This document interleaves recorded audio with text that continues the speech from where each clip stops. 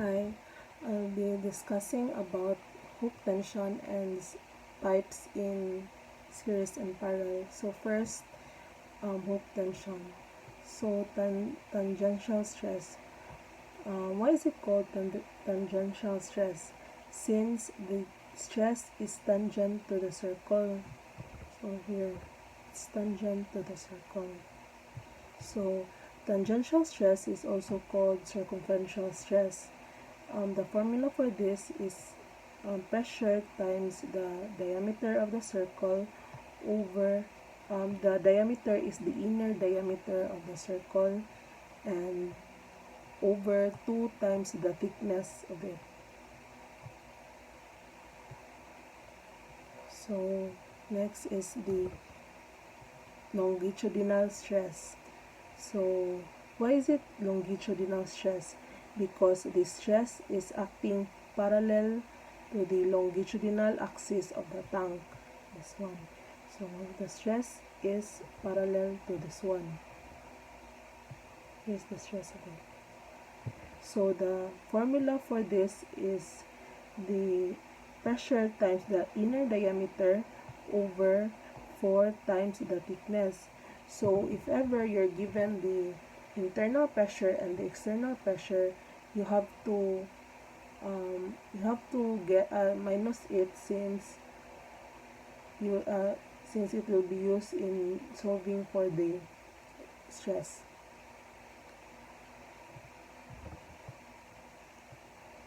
Example, a cylindrical container 8 feet high and 3 feet in diameter is reinforced with 2 hoops, a foot from each end. When it is filled with water, first we'll be computing the hydrostatic pressure, the tension of hoop at the bottom, the tension in the upper hoop, the stress at the bottom and the stress at the top. So here, so first, this is the diagram that I made. So in order to understand the problem, so it is said that the hoop is located 1 foot from the top and 1 foot from the bottom. So this is 1 foot and this is 1 foot. So here why is it 2t and 2t2? So it explains here. So when you cut it, there is 2 forces acting here and then here. So that's why it's 2t. So in getting the F, which is the hydrostatic force, you have to the unit weight, which is the 62.4 times h bar. H bar is just half of this one, which is 4. So times the area of this one. So 8 times 3, which is 5,990.4 pound.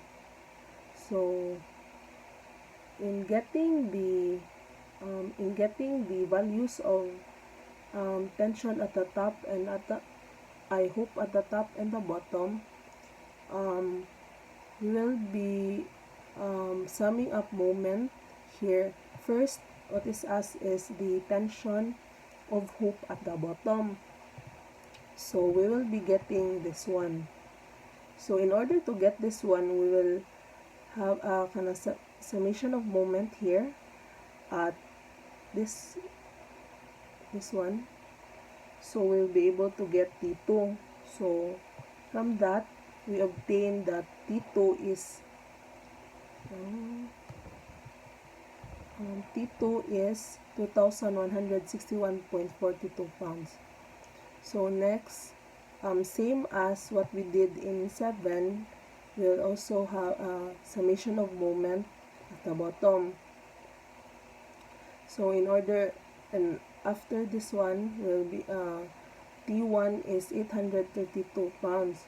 So after we'll be getting the stress. So stress is force over area. So the area is given, which is if the which is 0.4 by 0.2. So here. So this one. So we'll just divide the tension we got in T2 to the area. So the stress there in at the bottom is 27,019.25 psi. So we will be doing the same thing in number 10, which is dividing the force we got, which is 832, over the area, which is 0.4 times 0.2, which is so the stress at the top is 10,400. So next I'll be discussing the pipes in series and parallel. So here the basic formulas for this are for head losses. So we have to know the formula of head loss. It depends on the coefficient given in the problem. So for F, we'll be using the Darcy-Weisbach formula. For if we are given with N, we'll be using the Manning's formula. And then if we are given with C, we'll be using the Hazen-Williams formula.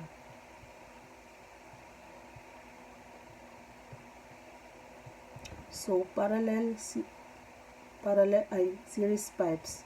So series pipes are pipes connected in series. So the flow there is equal. So Q1 is equal to Q2 and then Q3. So their head losses are added. So in order to get the total head loss, you'll be getting the head loss in pipe 1, pipe 2, and pipe 3. So it depends already in the problem if head minor is given or not, or to be solved or not.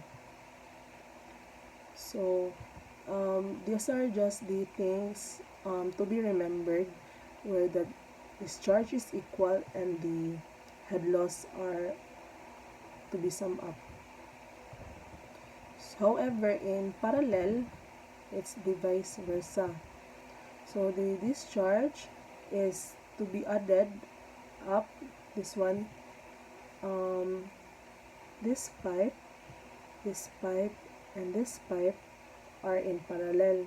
So in order to get the Q, we will be adding it. In order to get the total Q, we'll be adding up the Q1, Q2, and Q3. So, however, their head loss are equal. So, unlike in series, it should be added. Then, so the head loss in 1 and 2 and 3 are equal.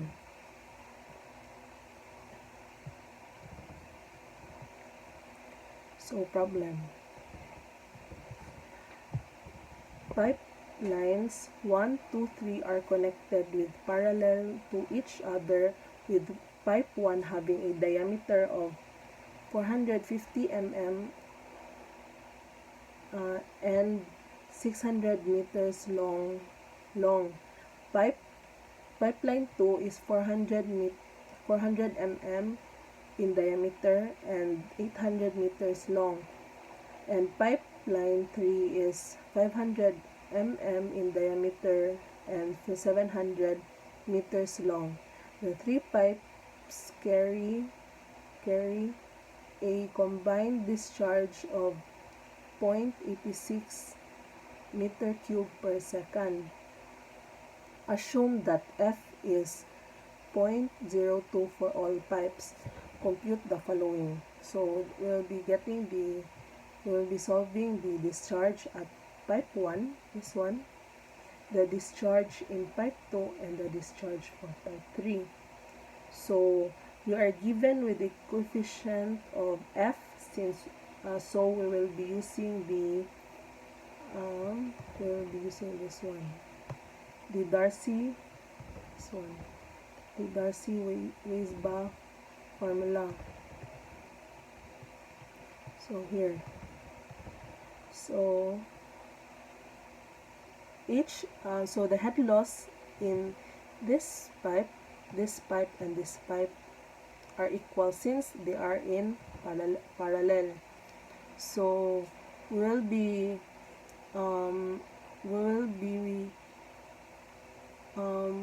making equations in order to make it easier to answer. So from the theory that the discharge of these pipes 1, 2, and 3 are to be added, so they're to be added to get the total discharge. So Q1 plus Q2 plus Q3 is equal to 0.86. So from the formula, V is equal to Q over A. The velocity of 1 will be in terms of Q. So we were given the diameter of each pipe, so it's easy to get the area. So here, so the velocities are in terms of discharge already. So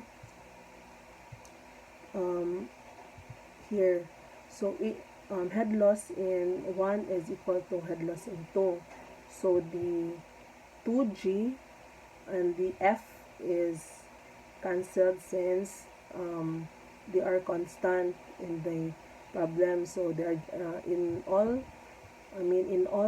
pipes they are just the same, so we can just cancel it. So after just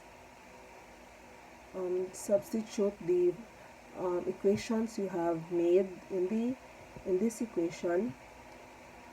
So this one, you'll be getting this Q1 in Q1 will be in terms of Q2, which is 1.5501 Q2. So this is our first equation. Next, which is H. So head loss 2 is equal to head loss 3. So as what we have made earlier, we were able to cancel the F and the 2G. Then we will substitute the formulas, the equations we have made to this formula, equated formula. So Q3 will be in terms of Q2 already. So Q3 is equal to 1.867545 Q2. So this is our second equation.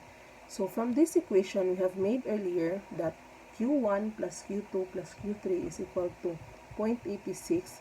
We will be substituting the equation 1 and the equation 2 we have made. So this will be the outcome. So with that,